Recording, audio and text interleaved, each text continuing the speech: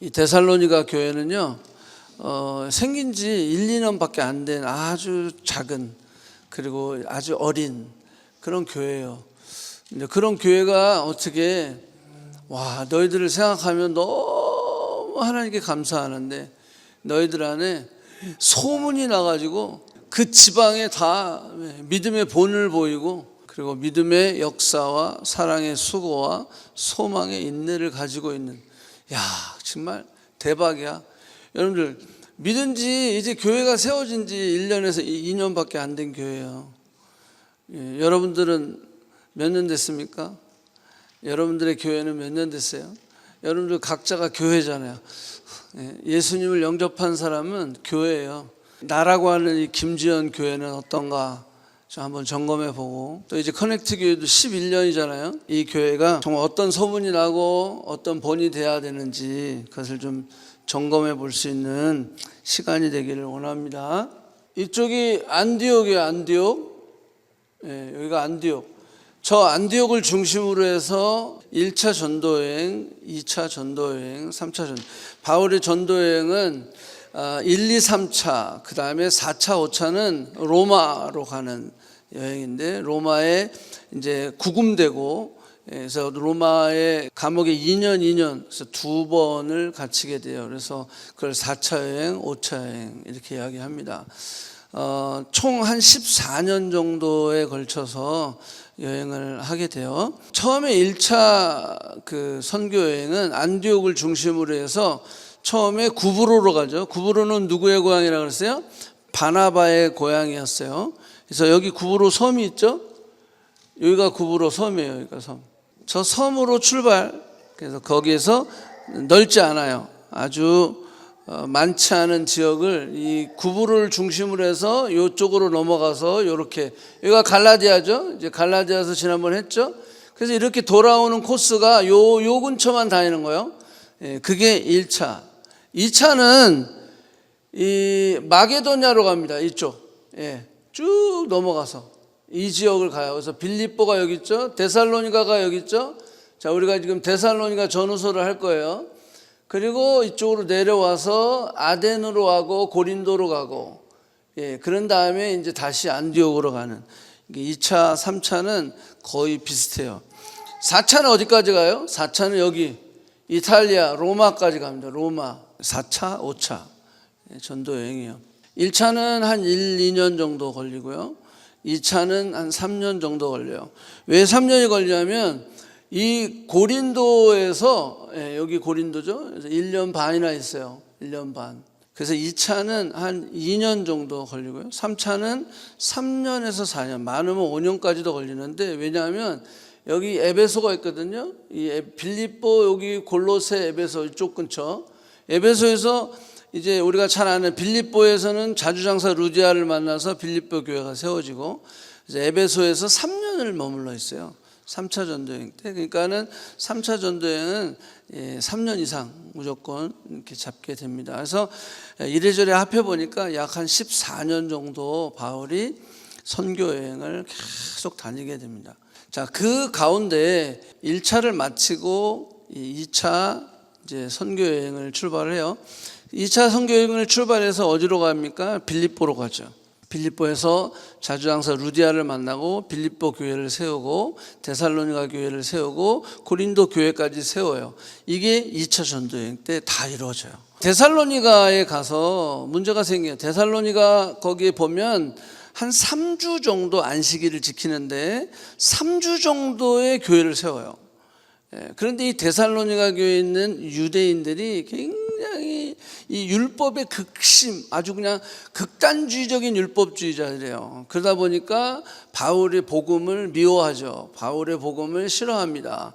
왜? 율법을 지켜서 구원받을 수 있는 게 아니라 예수를 믿어야 구원을 받을 수 있다라고 주장을 하니까, 자신들은 율법을 지켜서 구원받으려고 했던 유대인들, 그래서 결국은 바울과 그 다음에 실라와 디모데는 이제 빌립보에서 합류를 하게 되는데, 요 근처에서 계속 박해를 당합니다. 그래서 결국은 바울만 혼자 도망가고 이 아덴까지 옵니다. 이 아덴. 그런 다음에 이 아덴에서 고린도로 가요. 고린도에서 1년 반을 머물면서 이 바나바하고 디모데가 이제 그 고린도로 와요. 고린도로 와서 데살로니가의 지금 현재 그 교회의 사정을 이제 바울에게 고합니다. 그때 바울이 이제 그 이야기를 듣고 쓴 편지가 데살로니가 전서예요. 그리고 전서를 보내고 또 곧 이어서 후서를 또 보내게 되거든요. 자, 어쨌거나 이거는 이제 데살로니가 전후서에 대한 간략한 인포메이션입니다. 유대인들은 시기하여 그 거리에서 불량한 사람들을 데리고 떼를 지어 성을 소동하게 하여서 이제 야손이라고 하는 집에 침입을 해요. 불량배들, 사람을 아예 고용을 해가지고 그렇게 바울의 일행들을 괴롭히게 됩니다. 자, 그리고 나서 17장 13절에 보니까 이렇게 됐어요. 데살로니가에 있는 유대인들은 바울이 하나님의 말씀을 베레아에서도 전한 줄 알고 또 거기까지 쫓아가.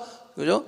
예, 거기까지 쫓아가서 소동하게 하거늘. 14절 형제들이고 바울을 보내어 바다까지 가게 하되 실라와 디모데는 아직 거기에 머물더라. 그죠? 2차 전도회는 여러분들 잘 아다시피 1차는 바나바와 가고 2차는 실라와 가잖아요. 그래서 실라와 디모데는 거기에 머물게 됐다. 박해로 인해서 그렇게 헤어지게 됩니다. 자, 고린도에 가서는 바울은 뭐 박해를 받든 고난을 당하든 자신의 사명은 교회를 세우는 거야. 그러니까 어떤 상황이든 무슨 어려운 상황이든 그는 사역을 포기하지 않아. 부르심을 포기하지 아니하고 고린도에 가서 고린도 교회를 또 세웁니다. 그래서 브리스길라 아굴라가 거기 나오거든요. 그래서 그들과 동역해서 고린도 교회를 개척을 하게 됩니다. 실라와 디모데가 이제 고린도까지 와서 고린도에 이제 1년 반 머물고 있는다고 그랬잖아요. 그러면서 그 이야기를 다 듣고 데살로니가 전후서를 쓰는데 데살로니가 전후서의 핵심 단어는 세 가지예요. 칭찬과 위로와 소망입니다. 소망. 이 세 가지를 해요. 소망은 뭐냐면 예수님이 곧 오신다. 이 재림에 대한 소망을 이야기하면서 이 약속이 있으니까 끝까지 인내하고 견디자. 참고 견디자. 그런 내용이에요. 데살로니가 전후서를 조금 이렇게 계속 이제 몇 번 반복하면서 읽으면서 그 안에서 나오는 리더십, 이 섬기는 자의 모습이 무엇인가를 생각해 봤을 때 세 가지가 딱 생각이 됐어요. 그것은 믿음의 역사와 사랑의 수고와 소망의 인내다라고 하는 거예요. 자, 일반적으로 우리가 생각할 때는 믿음, 사랑, 소망입니까? 믿음, 소망, 사랑입니까? 우리가 일반적으로 표현할 때는 믿음, 소망, 사랑이 제일 많이 쓰이는 표현이에요. 근데 바울은 이걸 바꿨어요.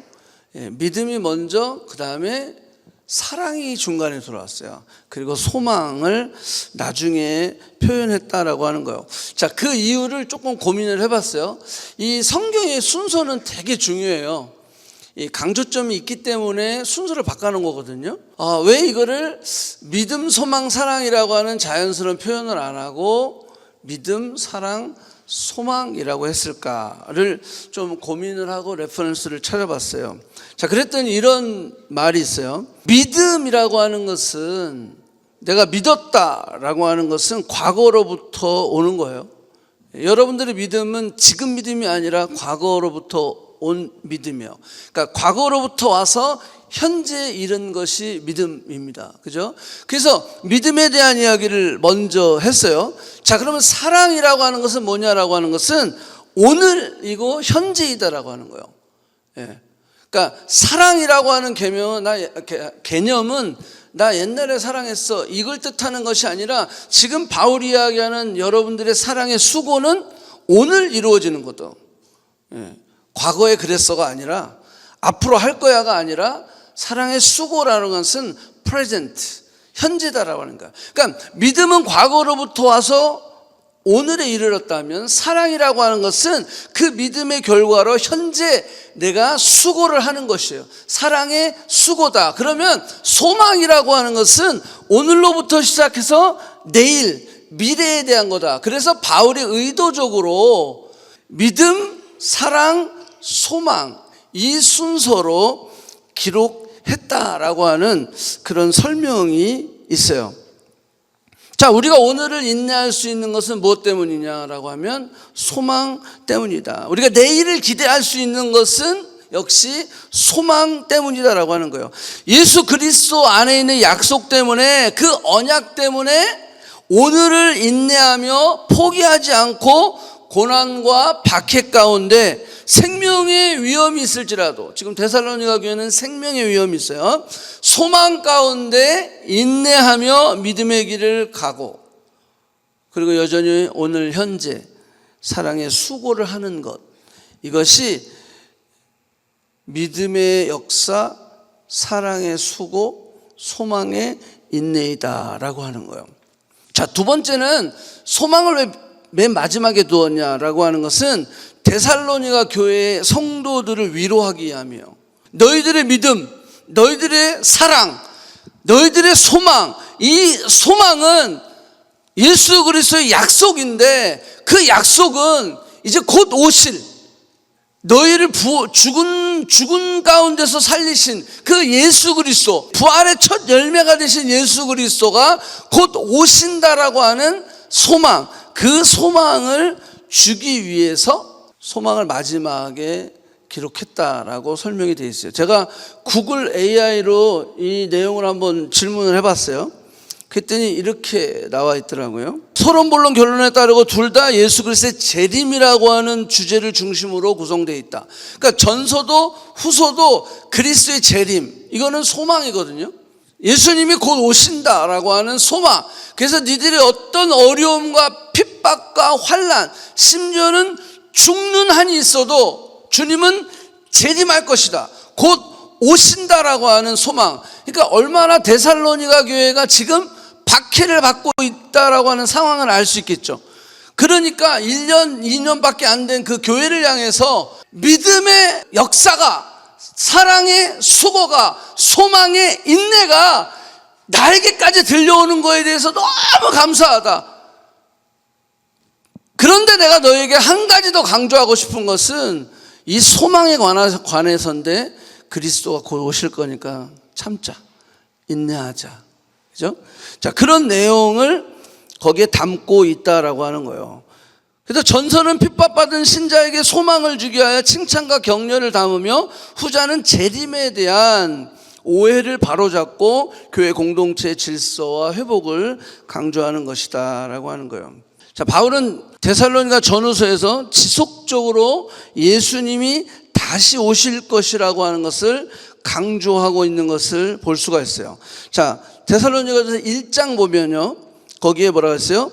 하늘로부터 강림하실 것을 너희가 어떻게 기다리는지를 말하노니. 그래서 강림하신다, 이건 세컨 커밍이거든요. 거기에 대해서 강조하고 있는 걸 볼 수가 있어요. 자, 데살로니가전서 2장도 보면 강림하실 것, 또 그걸 주님이 강림하실 것. 3장에 보면 또 그의 모든 성도와 함께 강림하실 때, 계속 예수 그리스도의 세컨 커밍을 계속해서 강조하고 있는 것을 볼 수가 있어요. 4장에도 나와 있어요. 4장에서 보면 강림하실 때, 데살로니가전서를 먼저 보냈거든요. 자, 보내면서 주님이 이제 오실 거야. 그러니까 여러분들 걱정하지 마. 어떤 고난과 박해가 있을지라도 그리스도의 재림을 통하여서 우리는 승리할 수 있어. 그래서 계속 예수 그리스도의 재림을 확인해 주고 있어요. 자, 그런데 문제가 생겼어요.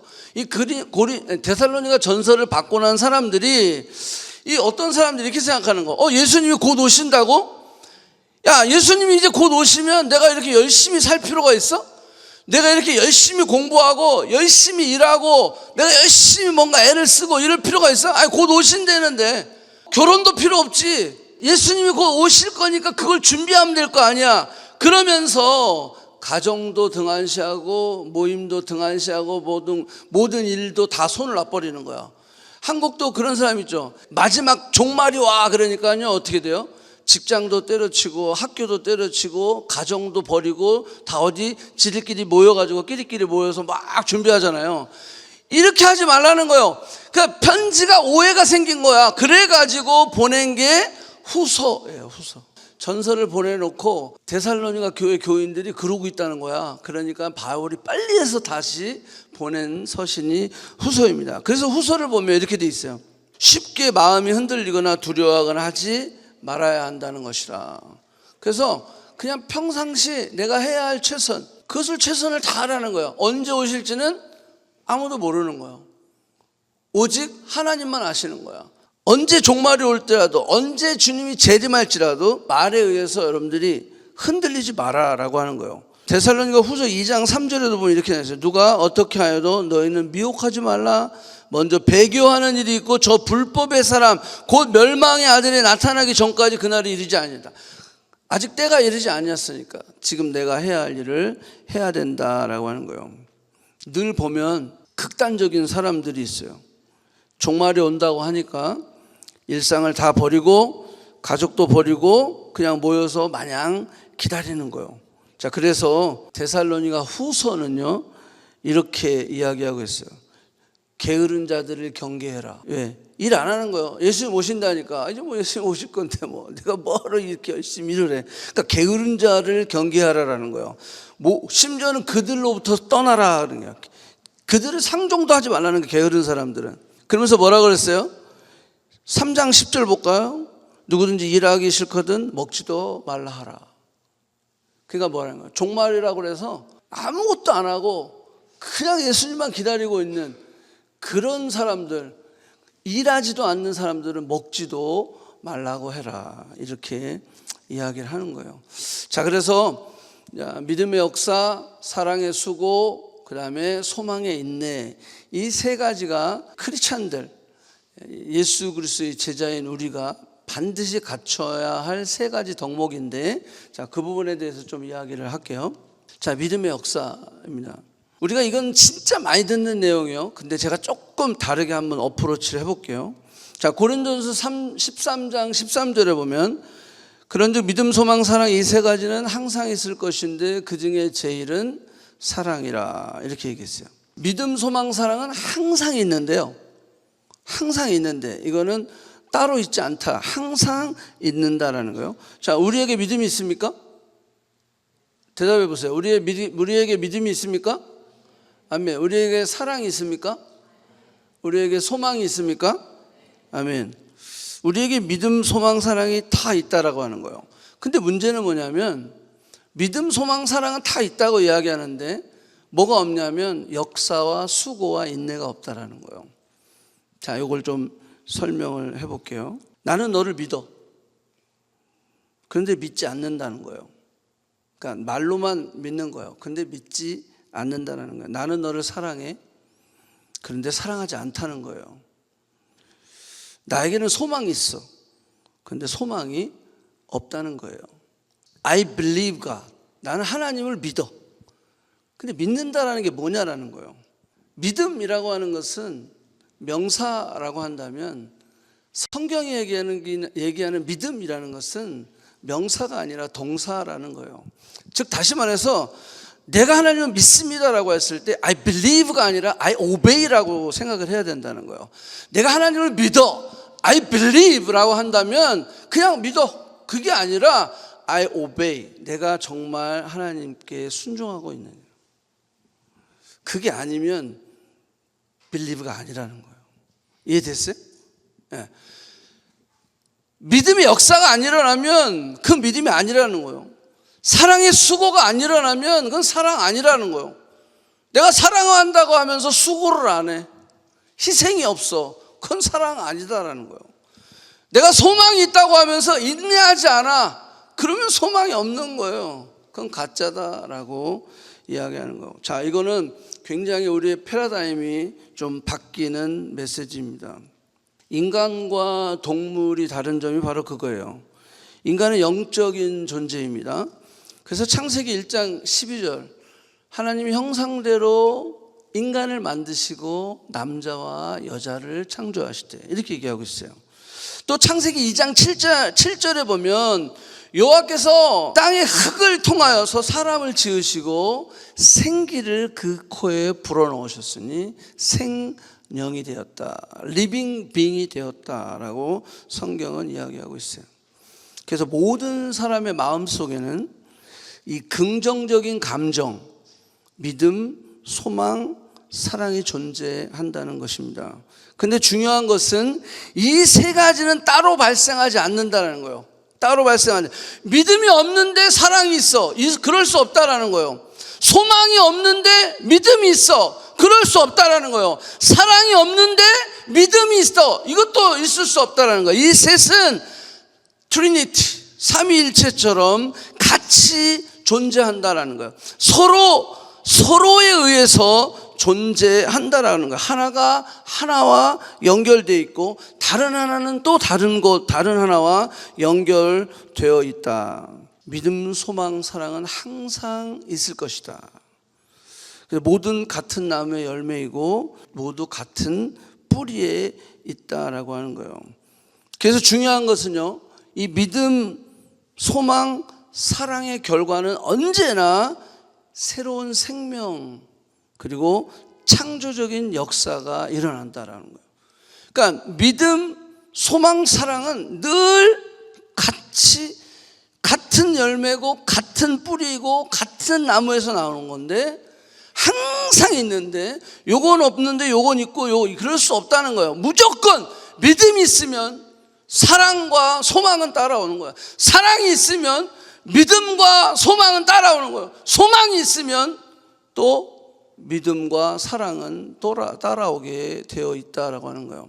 하나님이 우리에게 주신 믿음과 소망과 사랑은요, 반드시 그 결과는 새로운 생명을 만들어내게 되어 있다. 이게요, 이 생명의 신비, 이 진리, 이거는 지금까지도 수많은 과학자들과 지식인들이 연구를 하고 있어요. 찾아보려고 애쓰고 있지만 찾을 수 없다라고 하는 거예요. 믿음이 어디 있습니까? 사랑이 어디 있어요? 여기 있어요? 여기 있어요? 어디 있어요? 소망이 어디 있어요? 어떤 세상적 노력으로도 이 신비를 증명해낼 수 없다, 풀 수 없다라는 거예요. 자, 다시 돌아가서 우리는 믿음과 소망과 사랑이 다 있어요.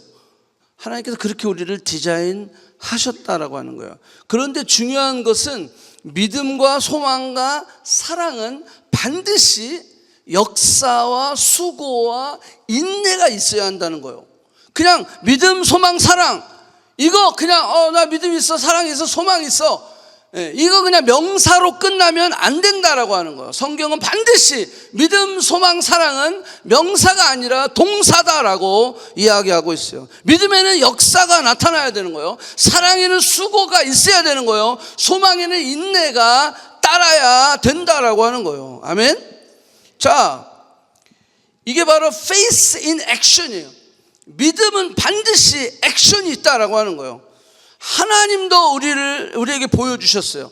믿음엔 액션이 있다라고 하는 것은 예수님을 통해 보여주셨고, 우리가 예수님을 나의 Lord and Savior로 고백했을 때, 믿을 때 하나님은 우리의 죄로부터, 죽음으로부터, 심판과 저주로부터 구원하신다라는 거예요. 우리가 믿을 때 액션이 일어나는 거예요. 우리가 믿을 때 하나님은 액션을 취하시는 거예요. 우리가 한 게 아무것도 없지만 우리가 예수를 Lord and Savior로 고백했을 때 하나님은 액션, 왜? 믿음은 뭐기 때문에? 동사이기 때문이다라고 하는 거예요. 우리가 믿을 때 하나님의 역사가 일어나는 것입니다. 믿음에는 우리가 이해할 수 없는, 상상할 수 없는 하나님의 능력과 기적이 일어난다라고 하는 거예요. 그래서 영접하는 자, 그 이름을 믿는 자들에게는 하나님의 자녀가 되는 권세를 주셨다라고 이야기하고 있어요. 영접만 하면 된다는 거예요. 그러면 하나님의 액션이 시작된다라고 하는 거죠. 마가복음 9장 23절에 보면 할 수 있거든요. 무슨 말이냐? 믿는 자에게는 능치 못할 일이 없다라고 하는 거예요. 내가 믿나이다. 나의 믿음 없음을 도와주시옵소서. 마태복음 19장 26절에 보면 사람으로는 할 수 없으나 누구는 할 수 있다? 하나님으로서는 다 하실 수 있느니라. 하나님의 액션, 여기까지가 하나님의 액션입니다. 그러면 what about us? 우리는요? 우리의 믿음에도 말로만 믿어 하는 것이 아니라 뭐가 있어야 된다? 액션이 있어야 된다. 하나님이 이렇게 액션을 취하셨잖아요. 그러면 우리의 믿음도 역시 우리의 믿음을 통하여 하나님이 일하시지만 그 하나님의 일하심을 경험한 우리는 우리의 믿음에도 행동이 있어야 된다. 액션이 있어야 된다라고 지금 바울이 데살로니가전서에서 이야기하고 있는 거예요. 자, 믿음의 역사. 자, 이 역사라고 하는 단어가 헬라어로 에르곤이라고 하는 단어를 썼어요. 에르곤. 자, 이 에르곤이라고 하는 단어는 재밌어요. 역사 하니까 너무 거창한데 에르곤이라고 하는 단어는 그냥 단순해요. 일하다, 행하다라고 하는 뜻이에요. 그러니까 믿음은 행해야 된다. 믿음은 일해야 된다라고 지금 이야기하는 거예요. 우리의 믿음에는 말과 태도의 행위가 따라야 된다라고 하는 거예요. 우리가 하나님처럼 엄청난 역사, 기적을 해야 한다는 뜻이 아니다라고 하는 거예요. 헬라어 에르고는 순종하다, 행하다라고 하는 뜻이 있다라고 하는 거예요. 야고보서 1장 22절에 보면 이렇게 했어요. 너희는 말씀을 행하는 자가 되라. 행해야 된다라고 하는 거예요. 순종해야 된다라고 하는 거예요. 행함이 없는 믿음은 죽은 것이다 라고 성경은 이야기하고 있어요. 믿음은 순종으로 나타나야 한다는 거예요. 믿어요 하면서 순종을 안 해, 행하지를 않아. 그러면 그거는 믿음이 아니다. 그거는 그냥 명사에 머물러 있는 것입니다. 하나님의 말씀을 듣고 행하는 자가 되어야 한다는 거예요. 큰 역사, 큰 기적은 누가 행하세요? 그건 하나님이 하실 거예요. 내 몫은 뭐예요? 그냥 에르곤 하는 거예요. 행하는 거예요. 순종하는 거예요. 따라가는 거예요. 그 에르곤 했더니 하나님이 그 에르곤 한 우리를 통하여 역사를 일으키시는 거예요. 기적을 일으키시는 거예요. 큰 일을 행하시는 것이라는 거예요. 내가 큰 일을 하는 게 아니에요. 내가 큰 어떤 기적과 역사를 만들어내는 게 아니다라는 거예요. 우리는 브릿지다. 우리는 파이프다. 통로다라고 하는 거예요. 그래서 데살로니가 교회의 믿음의 역사를 바울은 이렇게 설명하고 있어요. 데살로니가서 1장 6절에 보니까 너희들이 많은 환난 가운데 성령의 기쁨으로 말씀을 받아 우리와 주를 본받는 자가 되었으니 모든 믿는 자의 본이 되었다라고 하는 거예요.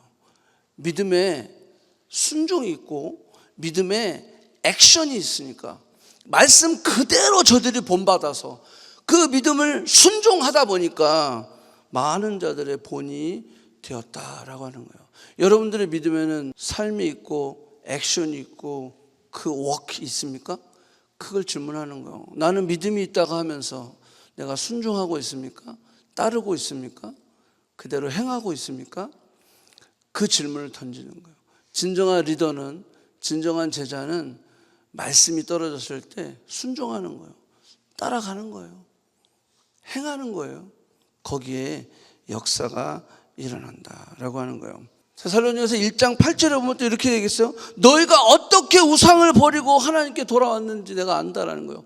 저들이 우상 숭배했어요. 저들이 다른 신을 섬겼어요. 저들이 가지고 있던 하나님을 예배하는 자가 아니라 세상을 예배했던 자예요. 심지어는 돈을 예배하고 사람을 예배하고 그 다음에 인간의 그런 어떤 육신의 정욕, 이생의 자랑, 안목의 정욕들을 따라갔던 자들이에요. 다른 우상을 섬겼던 자들이에요. 그런데 하나님을 따르기 위하여 너희들이 그 우상을 어떻게 버렸는지를 누가 안다? 바울이 알고 있다라는 거예요. 그 믿음은 우상을 버리는 행동으로 드러났다라고 하는 거예요. 여러분들의 믿음은 내가 버려야 할 것을 버려야 돼요. 끊어야 될 것들을 끊어야 돼요. 내가 돌이켜야 될 것들을 돌이켜야 된다라고 하는 거예요. 내가 믿습니다. 하나님 믿습니다. I believe. 하나님을 믿습니다라고 하면서 오베이하지 않으면, 순종하지 않으면, 버려야 될 것을 버리지 아니하고 여전히 거기에 빠져 있는 거예요. 거기가 내 삶의 우선순위, 하나님을 믿는다고 하면서 여러분들의 우선순위를 보면 알잖아. 내가 지금 내 삶의 우선순위가 뭐예요? 그걸 보면 여러분들이 정말 하나님을 믿는 사람인지 아닌지를 알 수 있어요. 여러분 스스로 점검해 보세요. 나는 정말 그 우상들을 다 버렸는지, 그리고 내가 정말 하나님을 따르고 있는지, 그 말씀에 순종하고 있는지, 그 믿음의 워크, 일을 하고 있는지, 내가 그걸 실천하고 있는지, 따르고 있는지를 점검해 봐야 된다라고 하는 거예요. 데살로니가 교회는 믿음의 역사로 인해 바울도 디모데도 여기 보니까 뭐라 그랬어요? 37절, 너의 믿음으로 말미암아 우리가 위로를 받았다라고 하는 거예요. 위로를 받았다. 지금 바울이 막 도망 다니는 거야. 지금 바울을 잡아 죽이려고 막 유대인들이 막 그냥 깡패들을 동원해가지고 막 그냥 쫓아다니잖아요. 그럼에도 불구하고 너희들의 이야기를 들으니까, 야, 믿음의 역사가 일어나는 걸 내가 들으니까, 여기 뭐라 그랬어요? 3장 7절, 너희 믿음으로 말미암아 너희에게 내가 위로를 받았다라고 이야기하고 있어요. 여러분들의 믿음의 역사가 여러분들 셀 성기미들에게 위로가 되는 거예요. 여러분들의 믿음의 역사가 목사에게 위로가 되는 거예요. 근데 반대가 되면 안 되겠죠. 여러분들의 믿음이 오히려 근심이 되고, 힘들다, 오히려 더 디프레스가 되게 한다면 우리의 믿음은 잘못 믿음 생활하고 있는 거예요. 왜 여러분들 자꾸 지도자를 그렇게 근심하게 만들어요? 그게 좋아요? 그러니까 바울이 그렇게 두들겨 맞으면서도 끝까지 그걸 해내갈 수 있었던 것은 바울의 삶 속에서도 믿음의 역사가 있었어. 순종이 있었어. 부르심에 대한 순종이 있었어. 그런데 그것을 계속 컨티뉴할 수 있었던 것은 들려오는 소리가 자꾸 뭐야? 우와, 저들의 믿음의 역사가, 와, 그것으로 인하여 그 믿음을 환난 가운데서 지키고 그들이 어떻게 우상을 버리고 하나님을 따는지 그 소문을 듣고 주변에 있는 사람들에게 본이 되니까, 와, 나한테 위로가 되었더라. 목회를 하면서 목사에게 위로가 되는 사람이 있어요. 근데 늘 근심하게 하는 사람이 있어요. 그렇다고 제가 저거 그냥 그러진 않지만, 뭐 어떻게 기도해야지 뭐. 성경이 지금 뭘 얘기하고 있냐면, 정말로 데살로니가 교회가 바울에게 위로가 되었다면 하나님 보실 때 데살로니가 교회를 그냥 놔두겠어요? 왜? 내가 이방인의 사도로만 세운 바울, 그 바울을 데살로니가 교회 니네들이 위로하는구나. 그럼 하나님 마음이 얼마나 기쁠까? 그죠? 하나님이 세운 여러분들 셀 리더들 있잖아요. 여기 우리 운영위원들 있고, 다 여러분들 교회에서 다 섬기는 자리에 섬기는 자들 있잖아.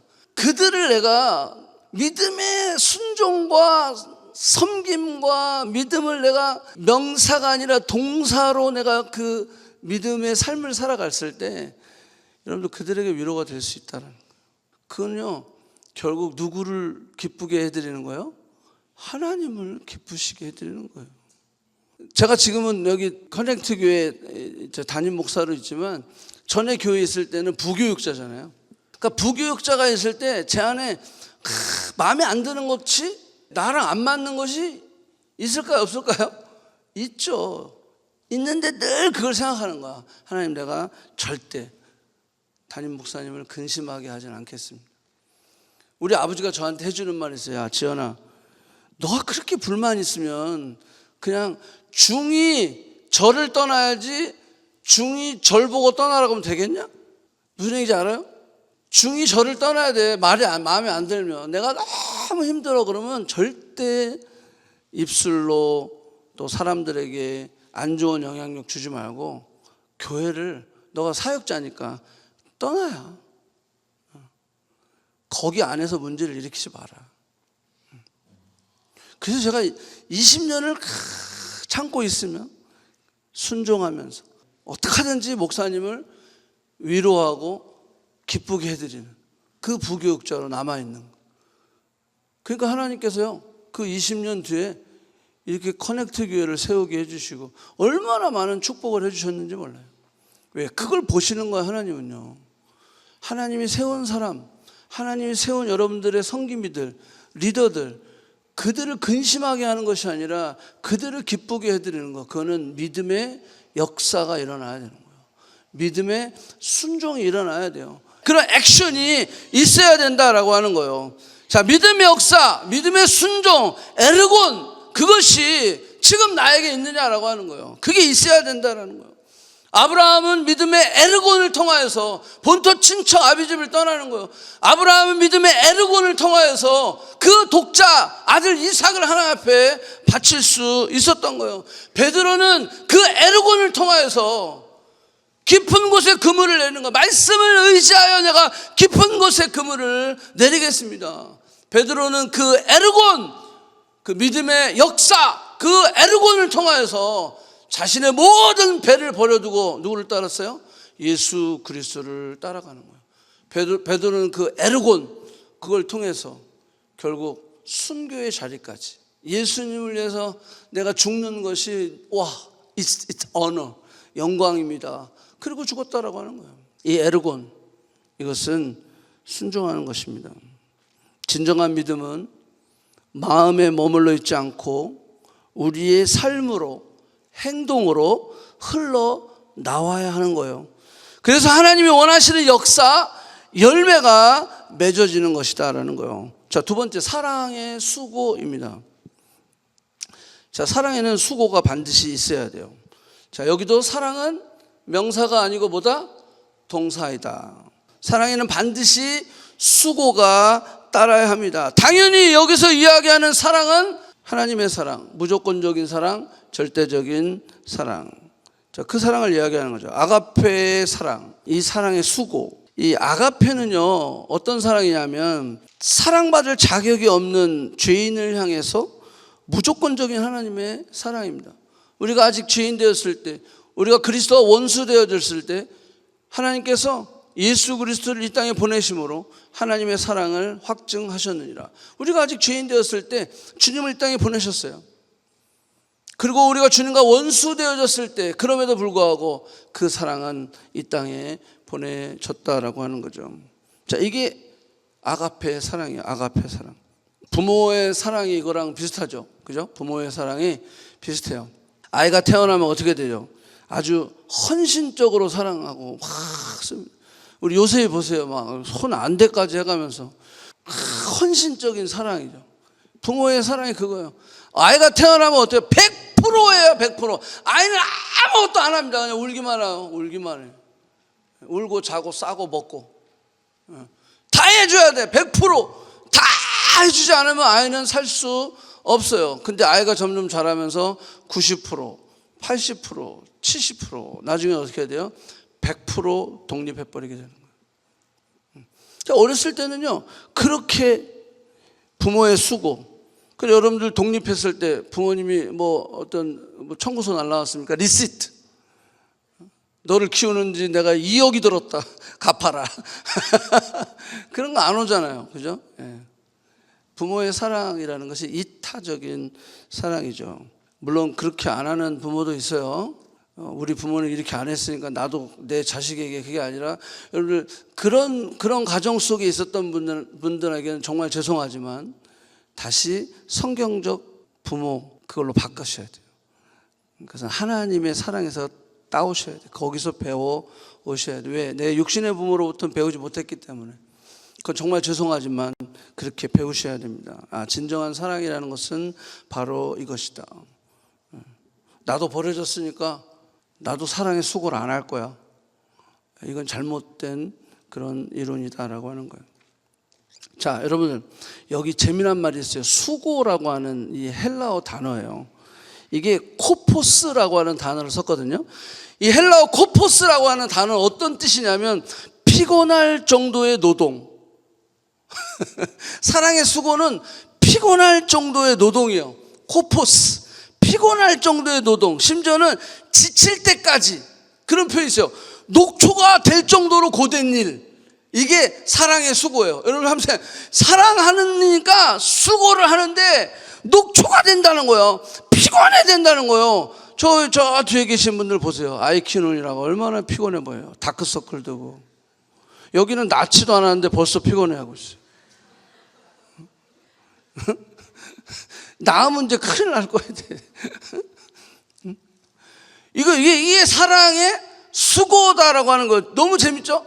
코포스라고 하는 뜻이 그거예요. 피곤할 정도의 노동, 지칠 때까지 또는 녹초가 될 정도로 고된 일이라는 거예요. 그러니까 데살로니가 교회는요, 이타적인 사랑, 타인을 위해서 자신이 피곤할 정도를 다 마다하지 아니하고 수고했다라는 거예요. 내 가족도 아니에요. 그냥 성도를 위해서요. 내 와이프고 내 남편이면 그럴 듯하죠. 그 정도 수고는 해야지, 사랑하니까. 근데 성도들한테 그렇게 했다는 거예요. 이게 너무 어메이징하지 않아요? 교회가 생긴 지 얼마나 됐다고? 이제 1년, 2년밖에 안 된 거예요.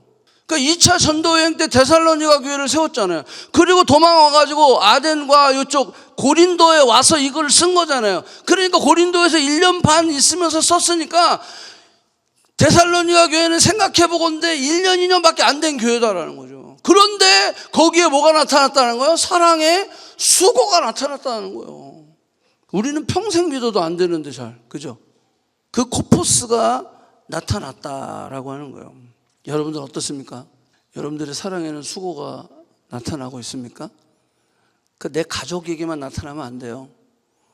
우리 성도들에게 서로, 왜 바디 오브 크라이스트, 데살로니가 교회한테 한 말 아니에요 지금, 그죠? 그 교회가 지금 그렇게 사랑의 수고를 서로에게 아끼지 않았다라고 하는 거예요. 저도 늘 마음에 좀 부담이 있어요. 아빠가 조금 우리 애들한테 하고 싶은 거 다 해주게 하고, 용돈도 좀 팍팍 주고, 우리 아내 또 비즈니스 하는 것도 다 서포트도 해주고 그래야 되는데, 늘 재정에 대해서는 짠돌이 역할을 제가 해야 되거든요. 그러니까 참 미안한 거예요. 내가 할 수 있는 최선을 다하자. 내가 할 수 있는 코포스가 뭘까?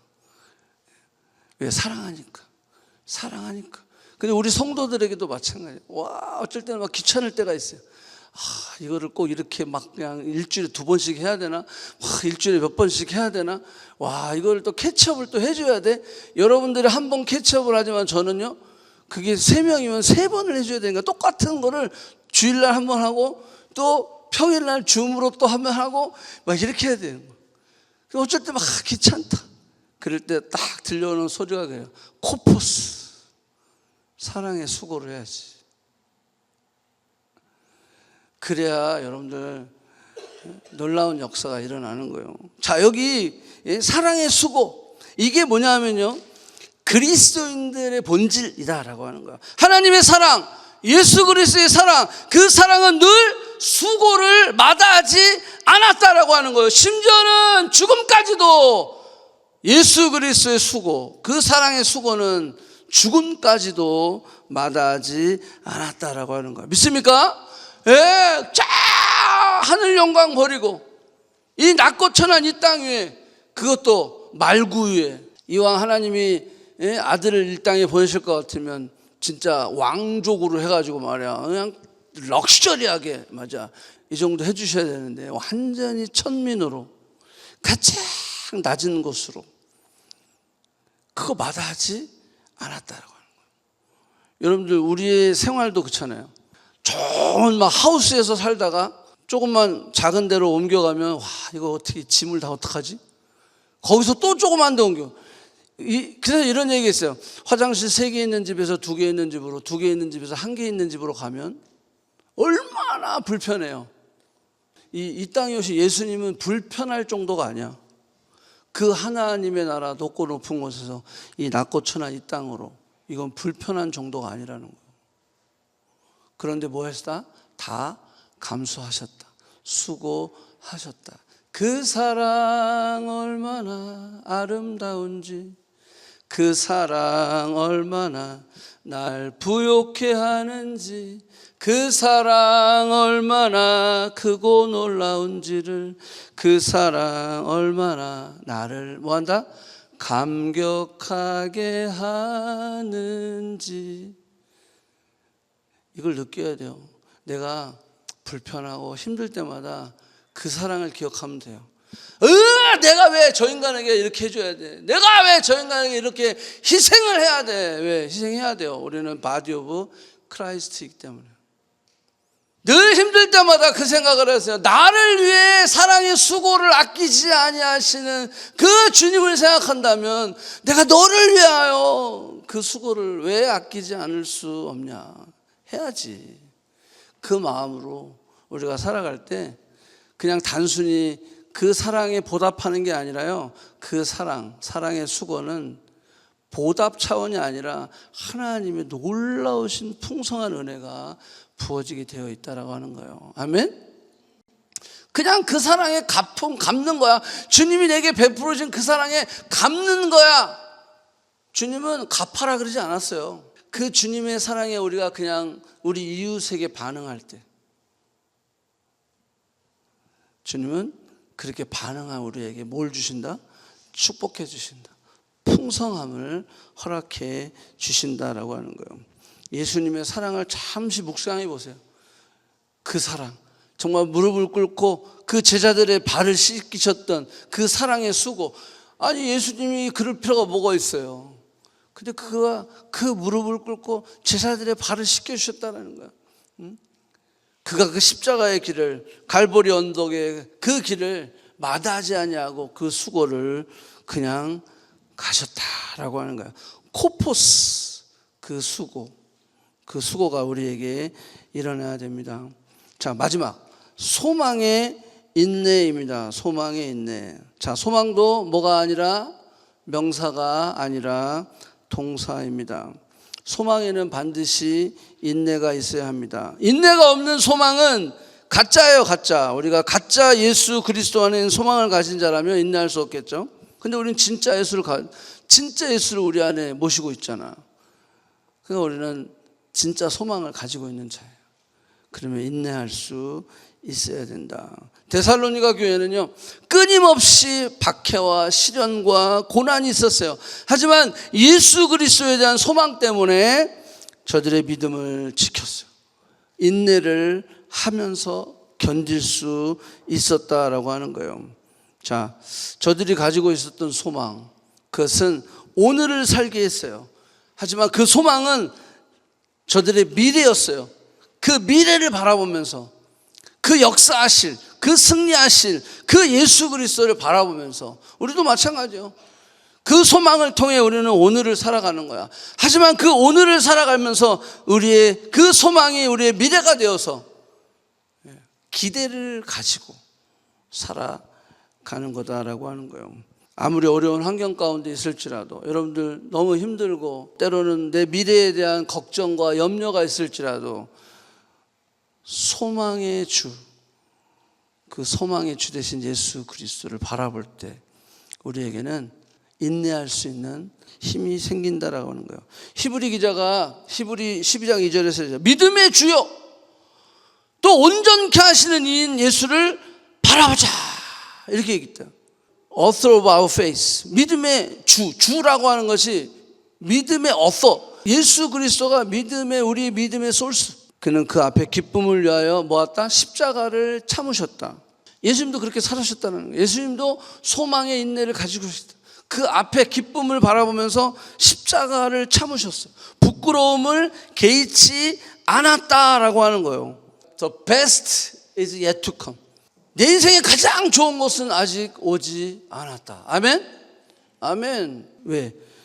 그 소망의 주님, 그 약속이 우리에게 있기 때문에. 내 인생의 하이라이트는 끝났어. 아니요. 내 인생의 가장 최고는 아직 오지 않았다. 믿습니까? 아멘, 아멘, 아멘. 그 마음을 가지고 우리가 나가는 거야. 우리 몸과 마음이 지치고 절망과 좌절이 내게 몰려올지라도, 소망이 무너지는 것 같고 좌절되는 것 같은 상황일지라도 예수께 두고 있는 소망, 그것은 결코 흔들리지 않는다. 왜냐하면 예수 그리스도께서 우리의 오늘이고 내일이기 때문이다라고 하는 거예요. 아멘. 자, 하나 더 얘기할게요. 히브리서 16장 19절. 우리에게 이 소망을 가지고 있는 것은 영혼의 닷 같아서 튼튼하고 견고하여 휘장 안으로 들어가나니. 확실하다라는 거예요. 확실하다. 이 소망을 가지고 있는 우리에게는 확실하게 개런티되어 있어요. 우리의 죽음과 그리고 우리의 죄의 문제, 심판과 형벌의 문제 다 해결하신, 그것을 뿐만이 아니라 내가 온 것은 너에게 생명을 주고 뭐하게 하려 함이라? 더욱 풍성케 하려 함이라. 그 풍성케 하시겠다고 하는 주님의 약속이 우리에게 있기 때문에 우리는 그 소망을 가지고 나아가는 거예요. 때로는 그 소망 때문에 내 인격이, 때로는 내 자존심이 무너질 때도 있어요. 그러면 it's okay. 왜? 나는 소망이 있으니까. 나는 약속이 있으니까. 신앙생활 하다 보면요, 내 인격이 무너질 때가 있어요. 자존심이 무너질 때가 있어요. 내가 진짜 이렇게 막 씩씩거릴 그런 상황이 있을 때가 있어요. 그럼에도 불구하고 예수님이 뭐라 했어요? 십자가를 참으시고 부끄러움을 개의치 않으셨다. 그 예수 그리스도. 여러분, 주님이 나보다 훨씬 더 자존심도 있고 모두 하나님의 아들이잖아요. 근데 그 하나님의 아들한테 침뱉고 채찍질하고 막 조롱하고, 여러분 진짜 예수님이 말 한마디면요 그냥 천군 천사가 내려와서 이것들 다 그냥 묵사발나게 만들 수 있는 그 상황임에도 불구하고 끝까지 참으셨다. 앞에 약속된 영광, 그 기쁨을 바라보면서. 우리 신앙생활이요 그거예요. 끝까지 참아내는 거예요. 그래서 믿음은 참는 거다라고 하는 사람도 있어요. 자, 정리합니다. 주 예수 그리스도와 우리를 사랑하시고 영원한 위로와 좋은 소망을 주신 주 하나님 우리 아버지께서 너희 마음을 위로하시고 모든 선한 일과 말에 굳건하게 하기를 원하노라. 바울이요 마지막 이제 데살로니가 후서를 쓰면서 이렇게 권면하는 거예요. 그 믿음, 너희들이 가지고 있었던 믿음의 역사, 사랑의 수고, 소망의 인내를 끝까지 지켜가라. 그럼 반드시 하나님께서 놀라운 역사를 일으키실 것이다. 자, 행함이 있는 믿음, 삶으로 본을 보이는 믿음. 이 믿음은 하나님과 하나님의 능력과 커넥트가 되는 겁니다. 수고가 있는 사랑, 남을 위한, 성도를 위한 수고를 아끼지 않는 사랑은 connect with people, 사람과 커넥트가 이루어지는 거예요. 인내가 있는 소망, 어떤 시련과 고난과 환난 가운데서도 견딜 수 있는 소망, 이것은 connect with our future, 우리의 미래와 연결이 되어 있는 거예요. 하나님 오늘 말씀, 이 말씀 가운데 나는 과연 믿음의 역사가 있나, 사랑의 수고가 있나, 그리고 소망의 인내가 있나, 그것을 점검할 수 있는 저와 여러분이 되기를 축복합니다. 살아있는 교회의 증거는요, 내가 커넥트 교회가 살아있다, 그리고 내가 교회로서 살아있다라고 하는 것은 믿음, 소망, 사랑이 명사가 아니라 뭐가 돼야 돼요? 동사가 돼야 되는 겁니다.